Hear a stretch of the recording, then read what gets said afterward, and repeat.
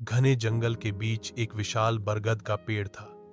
उस पेड़ की खोखल में एक कौवा जोड़ा रहता था। उसी पेड़ के पास एक काला कोबरा सांप भी रहता था। कुछ समय बाद मादा कौए ने अपने घोंसले में अंडे दिए। दुष्ट सांप को जब यह बात पता चली तो वह घोंसले में घुसकर अंडों को नष्ट कर देता। सांप ने यह एक बार नहीं बल्कि बार बार किया। सांप की इस क्रूरता से कौवा जोड़ा बहुत परेशान हो गया। वे समझ नहीं पा रहे थे कि क्या करें। बरगद के पास ही एक और बरगद का पेड़ था जिस पर एक सियार रहता था। एक दिन मादा कौवा बहुत दुखी होकर अपनी व्यथा सियार के सामने रखी। उसने कहा, भाई सियार, तुम मेरे मित्र जैसे हो। यह काला सांप मेरे घोंसले में घुसकर मेरे बच्चों को खा जाता है। कृपया मुझे कोई उपाय बताओ कि मैं इस संकट से कैसे बचूं।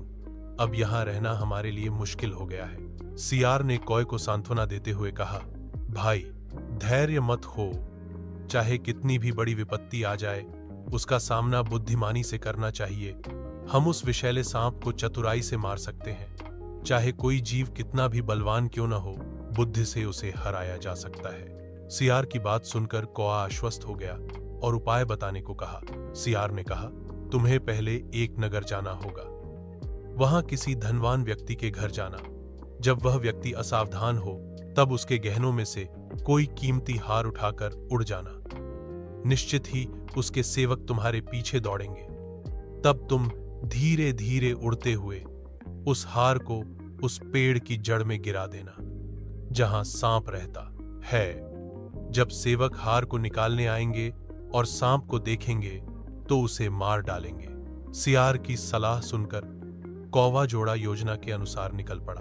उड़ते उड़ते उन्होंने एक तालाब देखा जहां रानी और उनकी सहेलियां स्नान कर रही थीं। स्नान करते समय वे अपने गहने और कीमती वस्त्र तालाब के किनारे रख देती थीं। मादा कौवा ने अवसर देखकर एक मोती का हार उठाया और उड़ने लगी। रानी के अंगरक्षक यह देखकर अपने अस्त्र शस्त्र लेकर कौए के पीछे दौड़े। कौवा उड़ते उड़ते उस हार को सांप वाले पेड़ की जड़ में गिरा दिया। अंगरक्षक जब हार निकालने आए तो उन्हें एक विषैला सांप दिखा। उन्होंने तुरंत अपने डंडों की सहायता से सांप को मार डाला और हार लेकर रानी के पास लौट आए। सांप की मृत्यु के बाद कौवा जोड़ा प्रसन्न होकर फिर से बरगद पर निवास करने लगा। इस कहानी से हमें यह सीख मिलती है कि शारीरिक बल से अधिक बुद्धि का बल महत्वपूर्ण होता है।